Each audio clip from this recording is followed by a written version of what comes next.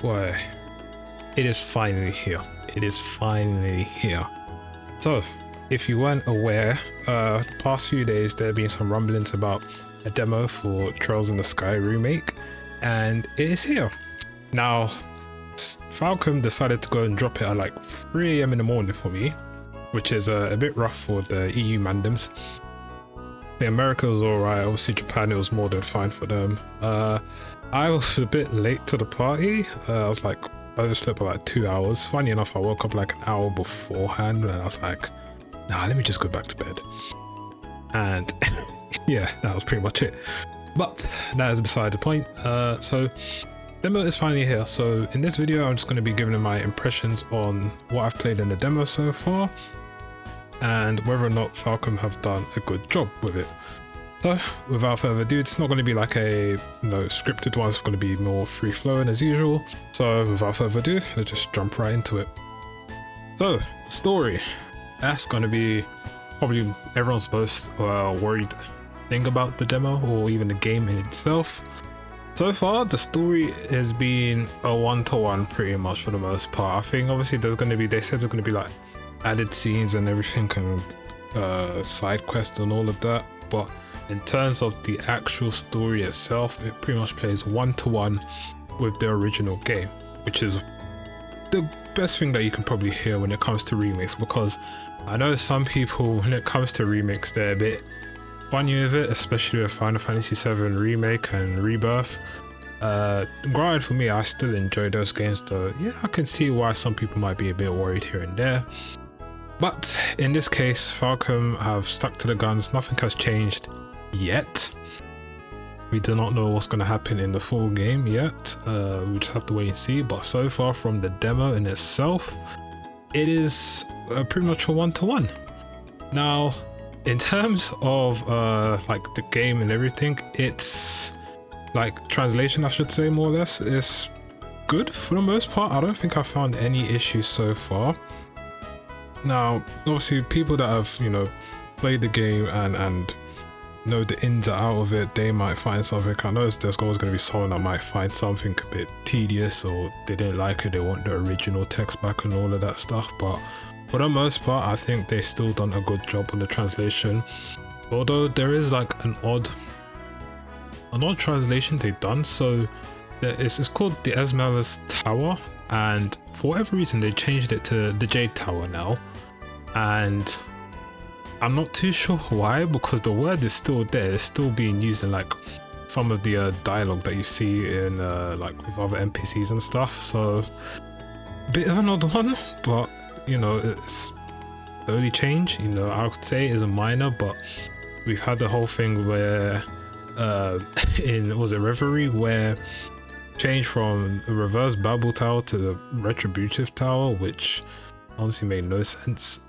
So I don't know why it was changed. We'll just have to wait and see. Maybe there might be more changes in the full game. Well, so far demo, obviously there's going to be a few different changes here and there, 2025 translation, but for the most part it has played well, not played well, it seems all good on my end, at least for me. Now in terms of the voice acting, I would say it's pretty good for the most part in English. Now I know some people when they hear English they're just like, nah man, screw English, fuck English man, JP all the way, and I do get it to an extent, right? But I still feel the English is done quite well for the most part. I haven't played it in Japanese yet. I'm planning to do another run just to see how it is, but so far so good for me, at least. The English voice acting has been pretty top notch, and I would assume the same is going to be for the Japanese voice acting as well. But again, this is just the demo, but if anything, considering how long this demo is, or how long it can be as well, I think it gives you a good idea on like how everything's going to go throughout the rest of the game. So I would say in that department, Falcom actually done a pretty good job overall so far. But again, we just have to wait and see until the full game comes out. Now in terms of graphics, it's probably one of the best looking games that they've done in a long while in terms of like colors and scenery and stuff. Now, compared to say Daybreak 1 and 2, I thought they are still good, don't get me wrong, but I feel like in terms of like colors, it's a bit on the dull side. I know Kai fixed that a lot because like you can see the colors really pop there, but here you just see it from the get-go. And graphics wise, it is really good. Obviously, you know, it's not AAA, you know, super realistic and all that. Bearing in mind, Falcom are still like somewhat of a small company as well, so they can only do as much. But considering where they have come from, you know, where they were doing 2D pixels and everything, or pixel art I should say, into 3D, which is Cold Steel 1 and 2, which, let's be honest, if you look at that now, that looks like it's aged horribly, you know, to Cold Steel 4 or 3 or 4, where, you know, they updated again. Reverie, they somewhat updated to an extent. That's where you start to see they do their like own motion captures instead of using like the animes to like tell certain scenes. The Daybreak, where it has been a big improvement as well. So again, you know, kudos to Falcon for doing that and honestly doing a good job. Now, bearing in mind, I am playing on PC, right? I did have a look at the PS5 version and that still looks very good as well. I can't speak for the Switch version, but by going by past, you know, games that have come out on the Switch for Kiseki or Trails, I should say, it's playable, but you know, you're not going to get the best out of it. Now, thankfully, they did actually announce there's a Switch 2 version in the works. It's digital only, but if you want to get it, it's only what I think a $1 upgrade, which is honestly great, you know, considering in this day and age where people ask you for an upgrade, it's like $10 or even more sometimes. So if you are getting on a Switch and you do have a Switch 2, honestly, it's a no-brainer to get the Switch 2 upgrade. Better graphics, better performance, you'll just have a better time playing it overall. But on the topic of graphics, yeah, it looks really good, and I'll go a bit more into it with like the PC optimization. Now, in terms of gameplay, it pretty much plays like the Calvard series to an extent, but not as, I would say, I guess not as modern in terms of where the game is taking place. So with Calvard, you have the whole thing with the Zypher where you can attack enemies on the field, you can use arts on the field. When you gain an advantage over them, or basically when you stun them, you can gain an advantage, and once you go into command battle, you can basically use your Zypher to attack like all the other enemies to basically potentially stun the other enemies as well. Sky, you don't really have that.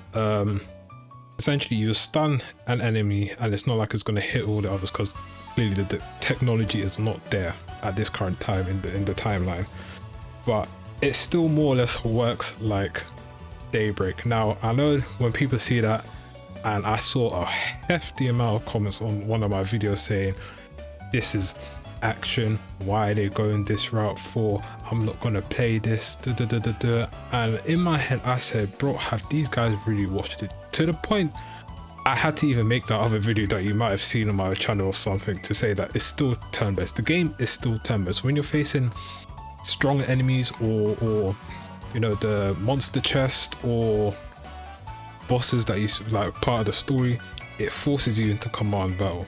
Now, we do not know it's going to be like that for all of the fights in the game, but I'll probably say 99% of the fights will be like that in terms of like, you know, the important ones. So it's still turn-based, you know, there's nothing to worry about. I just feel that they've gone this route mainly because one, they want something different to spice it up and everything, and two, you know, is worked well for the past 3 Calvard games, you know, and I see no reason why they shouldn't continue to do it, because for me, honestly, it makes going through mobs way easier than saying going into command every minute, you know, and even then it'll take a while, especially if you're on the harder difficulties at the start of the game, because it's going to take a bit of time. Funny enough, speaking of difficulties, game has the usual like very easy, normal, hard, nightmare. However, what they've done now is that they've tied the command and action battle together. So in the Calvard games, you could basically keep, say for example, you want to play on nightmare for like command battles, but say for the action one, you just want it easy because you don't really care anything. You can change that In this one, you can't do it, so everything's tied together. So if you're on Nightmare, they're going to hit hard on Nightmare, you know, regardless if you're on Action or Command. So you just have to be a bit wary of that. That's an interesting take. You know, it's not the end of the world, but I'm curious to see why they've just bundled it in together instead of making it separate like previous ones. And also a new feature that's been added in is overdrive. So you might have seen it in like some previews and stuff here and there if you've been watching. If you haven't, essentially it's not the one that we know in Cold Steel 2, which essentially broke the game to the point they just said, yeah, we are never bringing that back again, well, in that capacity. But this one, however, it basically works that any attack you do will allow you to gain basically a free critical hit, which allow you to either do a follow-up or a chain attack. So if you know the follow-up or chain attacks, that's been a thing from Cold Steel more or less. Not too sure why it's here considering like the total timeline of the game and everything, but it's there to be used, and I ain't gonna complain because, you know, if anything can make it easier for me, I'll take it. And that also ties into the difficulty of this game. So honestly speaking, the difficulty, it definitely caught me off guard. I don't know if I am washed now or I'm an unk. Well, I am an unk anyway. I'm like 31 right now. But for the most part, I played on hard and it was good, but there was definitely certain fights that just caught me off guard. Like a few of the side quests where you have to face a certain enemy, like I missed one attack and then that was it. Someone died and then the enemy continuously getting turns and I was just dead. And then they also hit hard, and it got to the point where on the end of the prologue I was facing Josette and I said, bro, I don't remember it being this bad in the original, you know, because this lady was hitting hard. I mean hitting hard. I was dying within a hit or two. Obviously I went back, changed some movements and around and it worked, but it definitely felt like, okay, maybe I was slightly under level. And when it comes to these harder difficulties, I kind of underestimate them. So, you know, do keep in mind if you do playing on hard or nightmare, just be very prepared. Make sure you've got your items stocked up, your equipment stocked up, and then, you know, just hope for the best. Also, on a note that shiny palms are there. I did run into one in my playthrough. I don't know if you can continuously spawn them, not like the original game where you like go back and forth and you can just potentially get them, but they are there, so you know that's always a good thing.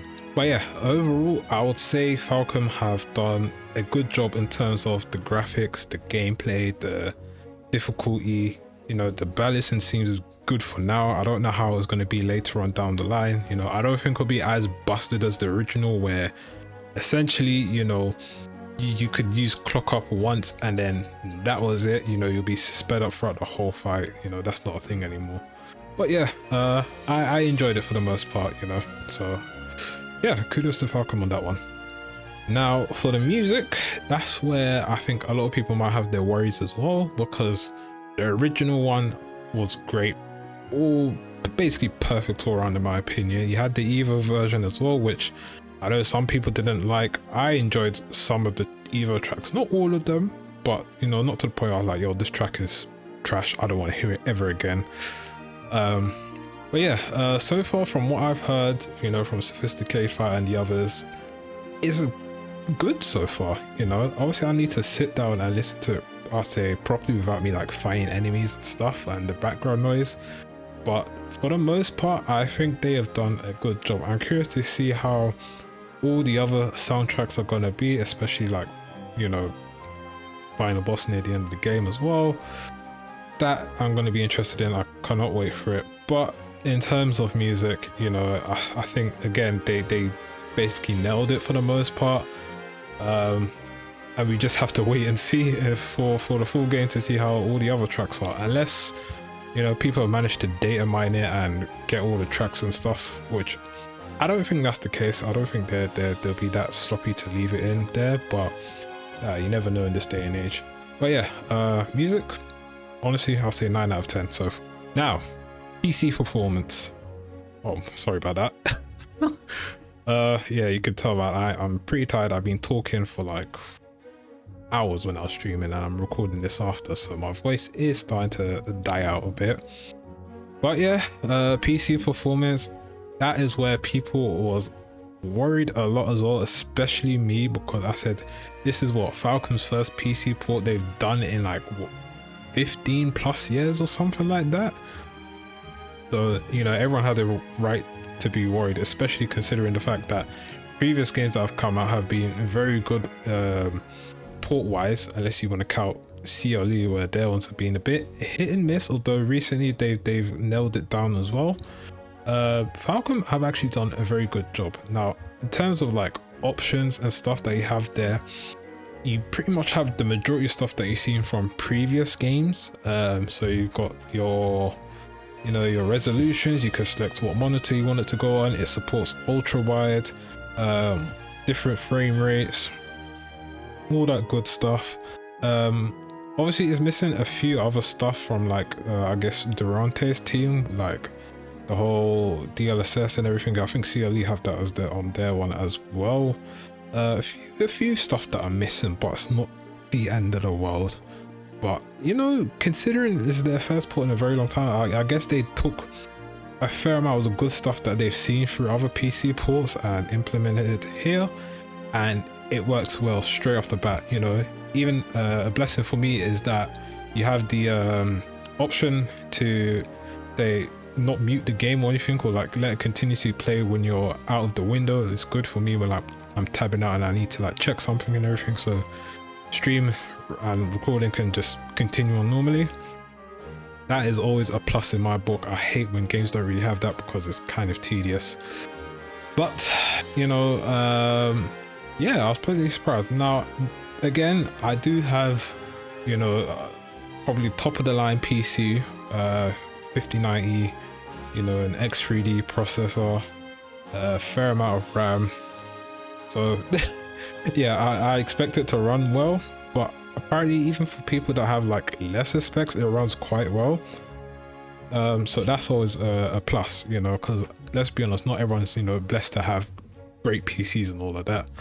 So yeah, I'm very, very surprised that it runs so good on PC. Now in terms of like Nintendo Switch, I have not seen. Supposedly, I think it's already out, well, as of recording, it's supposed to be only out in Asia territories now in the West, but I'm not really expecting much from the Switch. That console has run its course more or less. I'm kind of curious to see how it'll be on the Switch too, but considering there's like no port for it yet, it'll probably still run the same as a normal Switch.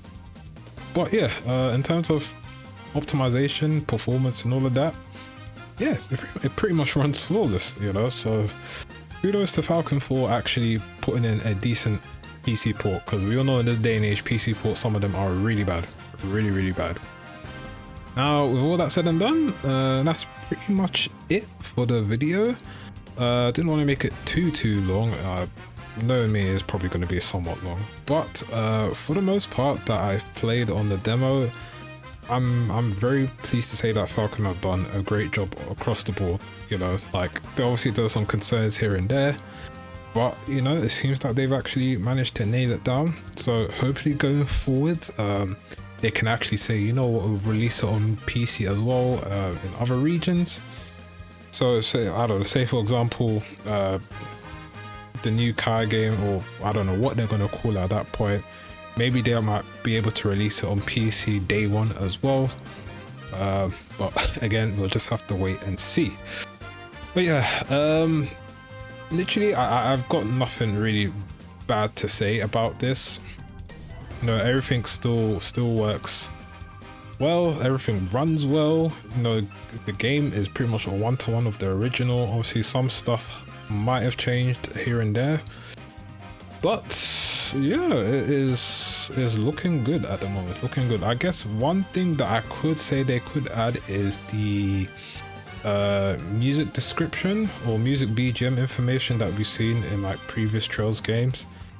You know, if they have that option, that would be nice, especially for like new players who are not sure like what's the name of the track and everything. It will basically help them like search it up and all that as well. But yeah, that's minor stuff. They could probably easily patch that in. But yeah, that is it from me and my impressions. I'm curious to know what you guys think about the demo. If you played it yourself, you know, let me know down below the comments. And if you guys are like on the fence of buying the game or even trying the demo, honestly, I would say if you have the console or the platform, I should say, go and play the demo. You are missing out. You are missing out big time. Like, this is probably like one of the best games I've played, and that's just not me being like a big Kiseki fan. Like, generally speaking, is a good JRPG game, you know, and is actually a good PC port for once, because again, you see games that come out and it's every minute it's all we're patching. Here, none of that so far anyway, at least. So yeah, I am gonna wrap it up here. I hope you guys enjoyed this video, and I'll see you guys in the next one.